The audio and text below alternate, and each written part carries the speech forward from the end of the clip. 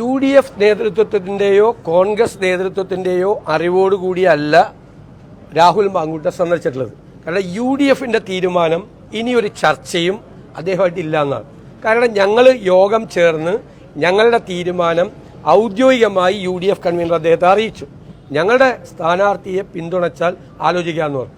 അദ്ദേഹം പിറ്റേ ദിവസം വന്ന് പഴയത് തന്നെ ആവർത്തിച്ചതുകൊണ്ട് ആ വാതിൽ ഞങ്ങൾ അടച്ചു. ചർച്ചയുടെ വാതിൽ ഞങ്ങൾ അടച്ചു. ഇനി ചർച്ചയില്ല. ഇനി ആരെങ്കിലും ഞങ്ങൾ ആരെയും ചുമതലപ്പെടുത്തിയിട്ടില്ല. മാത്രമല്ല ജൂനിയർ ആയിട്ടുള്ള ഒരു MLA ആണോ ചുമതലപ്പെടുത്തുന്നത്? അദ്ദേഹം തന്നെ പോയതാണ്. അദ്ദേഹം പോയത് തെറ്റാണ് എന്നാണ് എൻ്റെ അഭിപ്രായം. പോകാൻ പാടില്ലായിരുന്നു. വിശദീകരണം ചോദിക്കേണ്ടത് ഞാനല്ല. പോകാൻ പാടില്ല. UDF നേതൃത്വം ഒരു തീരുമാനമെടുത്ത് ചർച്ചയുടെ വാതിലടച്ചപ്പോൾ അദ്ദേഹം പോയത് തെറ്റായിരുന്നു. ഞാൻ വിശദീകരണമൊന്നും ചോദിക്കില്ല. വ്യക്തിപരമായി എനിക്ക് എൻ്റെ സ്വന്തം അനിയനെ പോലെയാണ്. ഞാൻ അവനെ ശാസിക്കും നേരിട്ട്. മറ്റേ സംഘടനാപരമായിട്ടല്ല. അവനോട് നീ അങ്ങനെ ചെയ്യാൻ പാടില്ലായിരുന്നു എന്ന് ഞാൻ രാവിലെ തന്നെ പറഞ്ഞു. അത് അയാൾ തന്നെ പോയിട്ട് ഞാൻ എന്ത് ചെയ്യാൻ പറ്റും? അതിന് നമുക്കൊന്നും ഉത്തരവാദിത്തം ഏറ്റെടുക്കാൻ പറ്റില്ല. ഞങ്ങൾ അറിഞ്ഞുകൊണ്ടല്ല. ഞങ്ങൾ closed. That door is closed.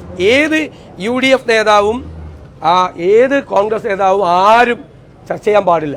ആ ചർച്ചയുടെ വാതിൽ അടയ്ക്കാൻ എന്നെ ചുമതലപ്പെടുത്തിയത് UDF നേതൃത്വമാണ്. മിനിയാന്ന് ചേർന്ന UDF നേതൃത്വം. അവരാണ് തീരുമാനിച്ചത്. നമ്മൾ എടുത്ത നിലപാടിൽ നമ്മൾ ഉറച്ചു നിൽക്കുക. ആ തീരുമാനം UDF കൺവീനർ കമ്മ്യൂണിക്കേറ്റ് ചെയ്യുക. എന്നിട്ടും തിരിച്ച് നെഗറ്റീവ് ആണെങ്കിൽ ആ വാതിൽ അടച്ചേക്കാൻ പറഞ്ഞു. എന്നോട് ചുമതലപ്പെടുത്തിയെന്ന്. ഞാൻ ആ വാതിൽ അടച്ചു ഇന്നലെ. ഇനി ചർച്ചയില്ല. ഇനി ചർച്ച ചെയ്യാൻ പോകുന്നതൊക്കെ വേറെ വല്ല കാര്യങ്ങൾ സംസാരിക്കാൻ വേണ്ടി പോകുന്നത്. അല്ല, അതൊക്കെ അദ്ദേഹത്തിന്റെ ഇഷ്ടം. ഇവിടെ ഞാൻ ആരോടും പത്രിക സമർപ്പിക്കരുതെന്നൊന്നും പറയില്ലല്ലോ.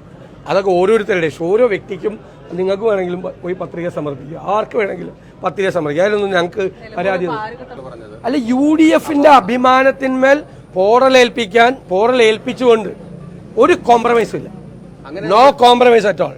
അങ്ങനെയാണെങ്കിൽ പുറത്തിരുന്ന് ഇപ്പോൾ പല നേതാക്കളും അൻവർ വന്നാൽ നന്നായിരുന്നു. അല്ല, അതൊക്കെ അല്ലല്ല. ഞാൻ വരണ്ടെന്ന് പറഞ്ഞിട്ടുണ്ടോ? ഞാൻ വരണ്ട എന്ന് ഞാൻ പറഞ്ഞിട്ടുണ്ടോ? ഞാൻ ഇവർക്ക് എല്ലാവർക്കും ഒരു 2 സെന്റൻസ് പറഞ്ഞിട്ടുള്ളൂ.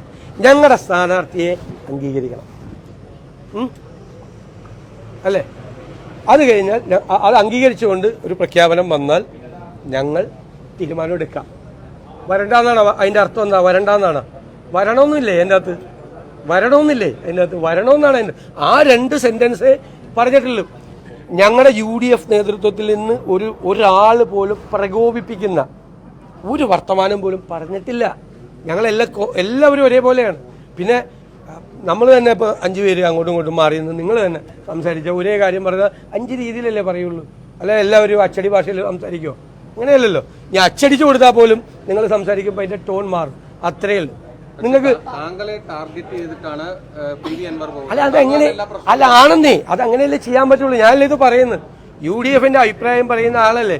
വേറെ വല്ല വഴി പോകുന്ന ആളല്ലേ ചീത്ത വിളിച്ചിട്ട് കാര്യമുണ്ട്. എന്നെയല്ലേ വിളിക്കേണ്ടത്. കറക്റ്റാണ്. എനിക്ക് അതിലൊന്നും ഒരു പരാതിയില്ല. ഞാൻ അതിനൊന്നും ഒരു മറുപടിയും പറഞ്ഞില്ല. അല്ല, അത് അദ്ദേഹത്തിന്റെ അഭിപ്രായമല്ല. അദ്ദേഹത്തിന് അങ്ങനെ പറയാം. അതൊക്കെ ഓരോരുത്തർക്ക് അവരവരുടെ അഭിപ്രായങ്ങളും പൊളിറ്റിക്കൽ അനാലിസിസും ഒക്കെ നടത്താൻ വേണ്ടിയിട്ടുള്ള അവകാശമുണ്ട്. ഞാനൊരു ജനാധിപത്യവാദിയാണ്. അദ്ദേഹം അങ്ങനെ പറയാൻ പാടില്ല എന്നൊന്നും ഞാൻ പറയില്ല. എല്ലാവർക്കും പറയാം. എനിക്ക് പറയുന്നത് പോലെ എല്ലാവർക്കും പറയാനുള്ള അവകാശമുണ്ട്. അത് ഞാൻ ചോദ്യം ചെയ്യില്ല. ഞങ്ങൾ അങ്ങനെയല്ലല്ലോ. ഞങ്ങൾ ജയിക്കും. UDF ജയിക്കും. UDF നല്ല ഭൂരിപക്ഷത്തിൽ ജയിക്കും. ഞങ്ങൾ നല്ല കോൺഫിഡൻ്റ് ആണ്. ഞങ്ങൾ തെരഞ്ഞെടുപ്പ് അനാലിസിസ് നടത്തിയിട്ടുണ്ട്. വളരെ വ്യക്തമായിട്ട് ഇനിയുള്ള ദിവസങ്ങളിൽ ആ ഭൂരിപക്ഷം വർദ്ധിപ്പിക്കാൻ വേണ്ടിയിട്ടുള്ള ശ്രമവുമായിട്ട് ഞങ്ങൾ പോകും.